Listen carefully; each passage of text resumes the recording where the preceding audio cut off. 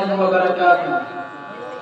الحمد لله رب العالمين والصلاة والسلام على خاتم النبيين محمد وآله وأصحابه أجمعين ومن تبعهم بإحسان إلى يوم الدين. أما بعد. صدر محترم معزز اساتذہ کرام اور حاضرین بزم، آج کی اس نور بزم میں میری تقریر کا موضوع ہے اصلاح تربیت میں عربی مدارس کا کردار. برادران ملت، آج جبکہ ہر جگہ اسلامی قدریں پامال ہو رہی ہیں، اسلامی تعلیمات سے روگردانی ہو رہی ہے، اسلامی تعلیمات سے روگردانی ہو رہی ہے، اسلامی تہذیب و تمدن پر اعتراضات ہو رہے ہیں، خود مسلمانوں میں اسلامی افکار کا پاس و لحاظ نہیں، نوجوانوں میں بے روی، اسلامی تعلیمات سے بغاوت عام ہے. ہم کو یہ دیکھنا ہے کہ ایسے نازک اور پرفتن دور میں اسلام کی اعلیٰ قدریں کس مقام پر پائی جا رہی ہے، کس جگہ اسلامی تعلیمات پر عمل ہوتا ہے، اسلام کی اشاعت و تبلیغ کا کام ہوتا ہے، اصلاح و تربیت کا کام ہوتا ہے.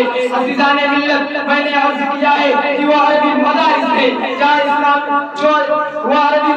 ہے جو اسلامی افکار کے پاس قائم ہے. انہی مدارس میں اسلام زندہ ہے، اسلامی تعلیمات زندہ ہے، اسلامی تعلیمات زندہ ہے، اسلام کی روح پرور تعلیمات پر عمل ہوتا ہے. لہذا ہم پہلے مدارس عربیہ کے مقام و منصب کو سمجھ لیں اور ان کی اہمیت و مرتبہ سے آگاہ ہو لیں اور جان لیں کہ اس عہد الہات اور دور اقتدار میں عربی مدارس کتنے زبردست اہمیت کے حامل ہیں، ان کا وجود کتنا ضروری ہے، ان سے تعلق رب کس قدر ضروری ہے.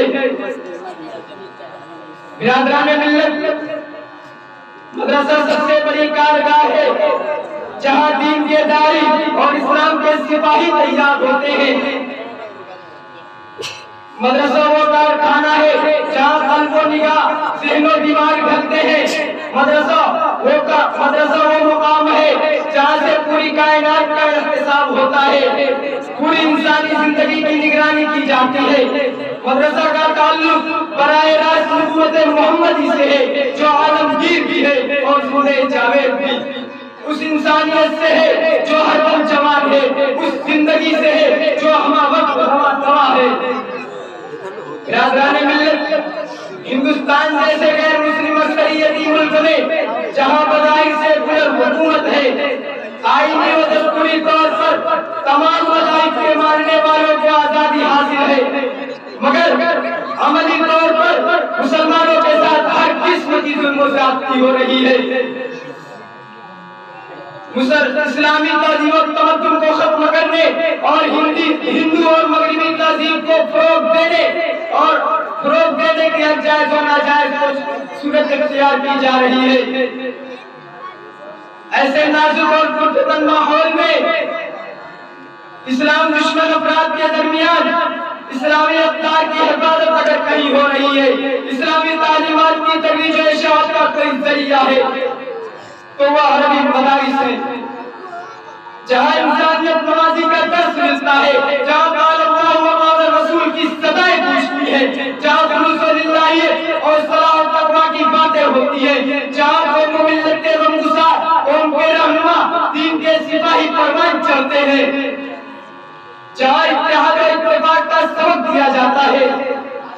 برادران ملت، لیکن مدارس عربیہ جن سے مسائل و معارف کے سوتے پھوٹتے ہیں اور علوم و فنون کا نور پھیلتا ہے، سخت خطرات میں گھرے ہیں. دشمنان اسلام کو یہ مراکز ایک آنکھ نہیں باتیں، ان کا وجود باطل پرست کے لیے کانٹا ہے. حکومت بی جے پی، R S S, Shiv Sena, Vishwa Hindu Parishad کے گنڈوں کی دہشت گردی کو دیکھ رہی ہے اور آنکھیں بند کیے ہے اور مسلمانوں کی دینی و تعلیمی اداروں پر جھوٹا الزام لگا کر مسلمانوں کو پریشان کرنے اور اسلام سے دور کرنے کی کوشش کر رہی ہے. عربی مدارس کو بند کرنے اور ان پر قبضہ کرنے کا بہانہ تلاش کیا جاتا ہے. اس لیے مسلمانوں پر فرض ہے کہ وہ اپنے دینی و ملی تشخص کو باقی رکھنے کے لیے عربی مدارس کی حفاظت جان سے بڑھ کر کریں. اس لیے یہی مدارس اسلامی اقدار کا محافظ و پاسبان ہے.